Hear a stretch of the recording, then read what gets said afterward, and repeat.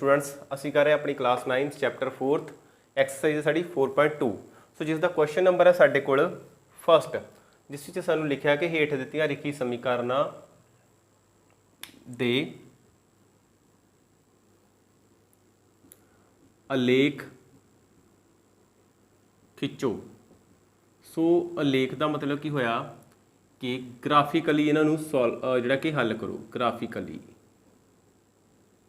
जोड़े ग्राफ्स ने असी ड्रॉ जोड़े कि करने हैं। सो फर्स्ट क्वेश्चन है साडे कोल x plus y is equal to 4। हुण जिस बच्चे ने एक्सरसाइज 4.1 ਅਤੇ इंट्रोडक्शन की क्लास लगाई होगी चैप्टर 4th की तो उसके लिए बहुत ही पहला भाग जो साडे को होएगा इस बहुत ही आसान लगेगा उसनों।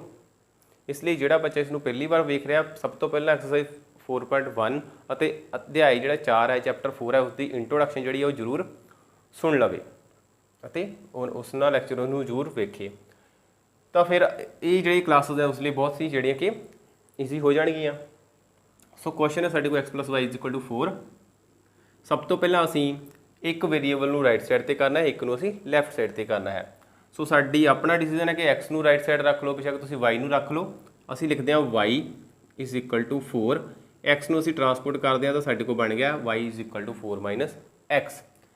इस तो बाद असी एक्सरसाइज 4.1 दे विच हल कढ़ने सीखे सी कि समीकरण के 4 हल कढ़ो 2 हल कढ़ो जो जिन्ने भी सानू कहे उन्ने असी जिहड़े उसदे सल्यूशन सी वो फाइंड आउट करते सी।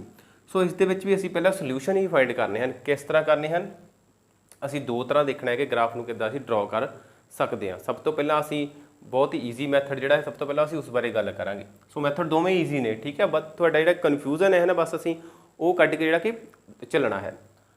तो अब सब तो पहला असी रखते हैं x बराबर 0 तो y साडे को आंदा है 4 माइनस 0 तो y आ गया 4 फस्ट। फिर x रखिया असी हुण देखो y 4 आ गया x 0 सी।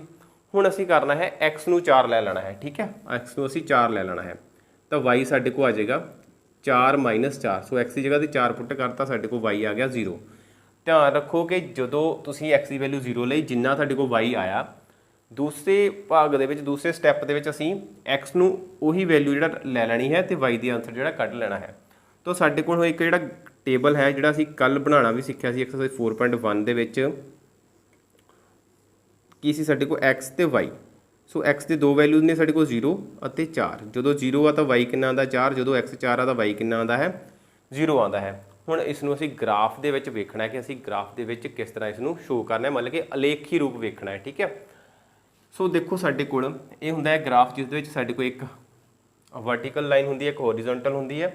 जिहड़ी साडे कोल होरीजोनटल हुंदी है जां लेटवी रेखा हुंदी है साडा हुंदा है एक्स एक्सिस जां जिसनूं असीं बोलदे हैं एक्स धुरा ਅਤੇ जो साडी खड़वी रेखा हुंदी है ये साडा हुंदा है वाई एक्सिस। सो इसकी थोड़ी जी गल कर लईए असीं ये पॉइंट साडा 0 हुंदा है जिथे दोवें साडे कोल जिहड़ियां कि एक्स धुरा ते वाई धुरा जां लेटवी रेखा ते खड़वी रेखा कटदियां हन horizontal of vertical lines. Point होंगे वो साडे को जिथे कटदियां हैं intersect point. So point of origin आरंभिक बिंदु जिसनों असीं बोलते हैं जां फिर रैफरेंस पॉइंट भी असीं जिहड़ा बोल दिंदे हैं। सो इस पॉइंट ओ की गल करिए असीं की बोलते हैं इसनूं आरंभिक बिंदु point of origin reference point point भी जिहड़ा असीं इसनूं बोलते हैं। हुण सब तो पहला देखो एक्स किन्ना है साडे को 0 और वाई किन्ना है 4। सो पॉजिटिव नैगेटिव जरूर देखने हैं इत्थे साडे को दोवें पॉजिटिव हैं। सो एक्स दे आड़ा एक्स एक्सिस है इसके राइट साइड पर मतलब कि 0 पॉइंट तो राइट साइड पर साडे को हमेशा पॉजिटिव पॉइंट रहणगे तो नैगेटिव साइड लैफ्ट साइड पर साडे को ऋणात्मक संख्यावां जां नैगेटिव पॉइंट्स जिहड़े रहणगे जो साडे को एक्स डैश जिहड़ा है ये दर्शा रहा है। इस तरह ही नीचे वाई डैश है तो इसका मतलब कि इस तो नीचे साडे को नैगेटिव वैल्यूज़ जां ऋणात्मक संख्यावां होणगियां ते उपर साडे को पॉजिटिव जां धनात्मक संख्यावां जिहड़ियां वो होणगियां। सो पहला देखो साडे कोल एक्स किन्ना है 0 वाई किन्ना है 4। सो एक्स जो 0 आ मतलब वाई भी 0 होवे तो इसका मतलब कि ये पॉइंट साडे को इत्थे ही आ गया इसी पॉइंट ते इत्थे दोवें पॉइंट साडे को 0 होणगे एक्स भी ते वाई भी। सो इसका मतलब कि पहला पॉइंट तो साडे को आ गया इस जगह पर ठीक है। तो जो तो वाई साडे को कितना है 4। सो बार वाई पॉजिटिव ऊपर है साडे को ये आ रहा है वाई 4 साडे को इसका मतलब कि पहला पॉइंट साडे को इत्थे आ रहा है जो साडे को है 0,4। सो ਸੋ ਹਮੇਸ਼ਾ ਲਿਖਣ ਲੱਗੇ ਤੁਸੀਂ ਪਹਿਲਾਂ x ਦਾ ਪੁਆਇੰਟ ਲਿਖਣਾ ਹੈ, ਫਿਰ y ਦਾ ਲਿਖਣਾ ਹੈ। ਜਿਸ ਤਰ੍ਹਾਂ ਅਸੀਂ ਪਹਿਲਾਂ x 0 ਲਿਖਿਆ, ਫਿਰ y 4 ਲਿਖਿਆ ਹੈ। ਉਸ ਤੋਂ ਬਾਅਦ ਸਾਡੇ ਕੋਲ x 4 ਹੋ ਗਿਆ, y ਹੈਗਾ 0। ਸੋ ਧਿਆਨ ਰੱਖਣਾ ਕਿ x ਧੁਰੇ ਤੇ x ਐਕਸਿਸ ਤੇ y ਦੀਆਂ ਵੈਲਿਊਜ਼ ਜਿਹੜੀਆਂ ਉਹ 0 ਹੁੰਦੀਆਂ ਹਨ, ਅਤੇ y ਧੁਰੇ ਤੇ ਜਾਂ y ਐਕਸਿਸ ਤੇ x ਦੀਆਂ ਵੈਲਿਊਜ਼ ਜਿਹੜੀਆਂ ਹੁੰਦੀਆਂ ਹਨ ਉਹ 0 ਹੁੰਦੀਆਂ ਹਨ। ਸੋ ਜਦੋਂ ਸਾਡੇ ਕੋਲ ਇੱਕ ਵੈਲਿਊ 0 ਹੈ ਤਾਂ ਸਿਰਫ ਜਿਹੜਾ ਪੁਆਇੰਟ ਗਿਵਨ ਦਿੱਤਾ ਸਾਡੇ ਕੋਲ ਕੋਈ ਸੰਖਿਆ 0 ਤੋਂ ਐਕਸੈਪਟ ਦਾ 0 ਤੋਂ ਇਲਾਵਾ ਕੋਈ ਨੰਬਰ ਦਿੱਤਾ ਗਿਆ, ਸਿਰਫ ਉਹ ਦੇਖਣਾ ਕਿ ਕਿਹੜਾ ਹੈ x ਵਾਲਾ, ਤਾਂ x ਤੇ ਧੁਰੇ ਤੇ ਸਾਡੇ ਕੋਲ ਪੁਆਇੰਟ ਆ ਉਹ ਮਿਲ ਜਾਏਗਾ। ਸੋ ਇਹ ਪਿਆ ਜੀ x4, ਇਹਦਾ ਮਤਲਬ ਕਿ ਦੂਸਰਾ ਪੁਆਇੰਟ ਜਿਹੜਾ ਸਾਡੇ ਕੋਲ ਆ ਗਿਆ ਇਸ ਜਗ੍ਹਾ ਤੇ। ਤਾਂ ਸਾਡੇ ਕੋਲ ਇਹ ਦੂਸਰਾ ਪੁਆਇੰਟ ਆ ਗਿਆ ਜੋ ਹੈ ਸਾਡੇ ਕੋਲ x4 ਅਤੇ y0। ਹੁਣ ਇਹ ਦੋ ਪੁਆਇੰਟਸ ਆਏ ਸਾਡੇ ਕੋਲ, ਇੱਕ ਇਹ ਬਣਿਆ ਸੀ ਤੇ ਇੱਕ ਇਹ ਬਣਿਆ ਸੀ। ਸੋ ਦੋਵਾਂ ਪੁਆਇੰਟਸ ਨੂੰ ਅਸੀਂ ਜਿਹੜਾ ਕਿ ਆਪਸ ਵਿੱਚ ਮਿਲਾ ਦੇਣਾ ਹੈ। ਸੋ ਦੋਵਾਂ ਪੁਆਇੰਟਸ ਨੂੰ ਅਸੀਂ ਜੁਆਇਨ ਕਰਤਾ। ਦੇਖੋ ਥੋੜੀ ਜਿਹੀ ਲਾਈਨ ਨੂੰ ਅਸੀਂ ਦੋਵਾਂ ਸਾਈਡ ਤੇ ਵਧਾ ਦੇਣਾ ਹੈ, ਤਾਂ ਇਹ ਸਾਡੇ ਕੋਲ ਇੱਕ ਰੇਖਾ ਜਿਹੜੀ ਹੈ, ਲਾਈਨ ਜਿਹੜੀ ਉਹ ਬਣ ਜਾਂਦੀ ਹੈ। ਸੋ ਕਿਹੜੀ ਲਾਈਨ ਹੈ ਸਾਡੇ ਕੋਲ, x + y = 4 ਜਾਂ y = 4 - x, ਕੁਛ ਵੀ ਲਿਖ ਸਕਦੇ ਅਸੀਂ, ਠੀਕ ਹੈ।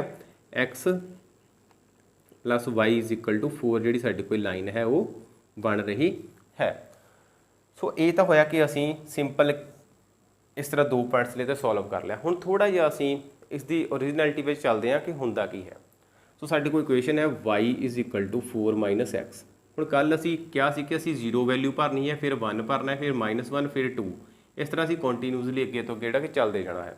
ਸੋ ਸਭ ਤੋਂ ਪਹਿਲਾਂ ਅਸੀਂ x ਲਵਾਂਗੇ 0। ਸੋ ਇਹ ਸਾਰੇ x ਦੇ ਪੁਆਇੰਟ ਸਾਡੇ ਕੋਲ ਰਹਿਣਗੇ। y = 4 - 0, ਤਾਂ y ਆ ਗਿਆ ਸਾਡੇ ਕੋਲ 4। ਨਾਲ ਟੇਬਲ ਡਰਾ ਕਰਦੇ ਹਾਂ x ਤੇ y ਦਾ, x0 y 4। ਫਿਰ ਅਸੀਂ x ਲਿਆ 1, y ਆ ਗਿਆ ਸਾਡੇ ਕੋਲ 4 - x, y ਆ ਗਿਆ = 3। ਇਹ ਆ ਗਿਆ 1, ਇਹ ਆ ਗਿਆ 3। ਫਿਰ ਅਸੀਂ x ਲਿਆ = -1, y ਆ ਗਿਆ ਸਾਡੇ ਕੋਲ 4 - -1। ਸੋ 4 + 1, ਤਾਂ y ਆ ਗਿਆ ਸਾਡੇ ਕੋਲ 5। ਸੋ ਇਹ ਸਾਡੇ ਕੋਲ ਰਿਹਾ -1 ਤੇ y ਆ ਗਿਆ 5। ਹੁਣ ਅਸੀਂ ਇਹਨਾਂ ਪੁਆਇੰਟਸ ਦੇ ਨਾਲ ਗ੍ਰਾਫ ਬਣਾਉਣਾ ਹੈ।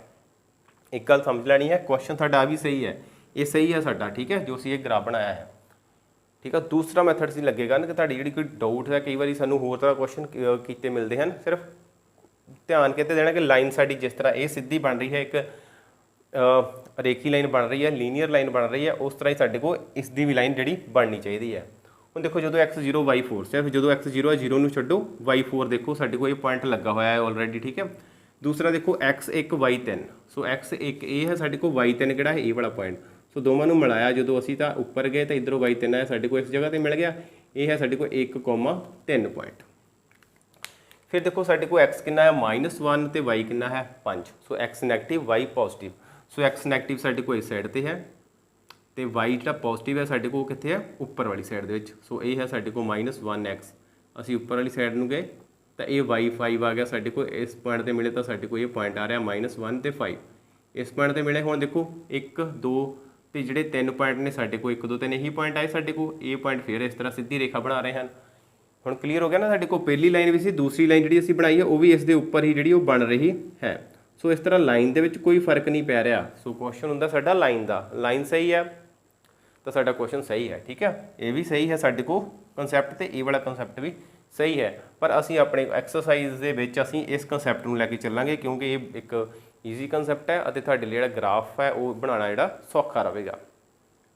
ਸੋ ਉਮੀਦ ਕਰਦਾ ਜਿਹੜਾ ਕੁਐਸਚਨ ਫਸਟ ਹੈ ਤੁਹਾਨੂੰ ਐਕਸਰਸਾਈਜ਼ 4.2 ਦਾ ਉਹ ਕਲੀਅਰ ਹੋ ਗਿਆ ਹੋਵੇਗਾ। ਸੋ ਥੈਂਕ ਯੂ, ਮਿਲਦੇ ਹਾਂ ਨੈਕਸਟ ਕਲਾਸ ਦੇ ਵਿੱਚ ਨੈਕਸਟ ਕੁਐਸਚਨ ਦੇ ਨਾਲ।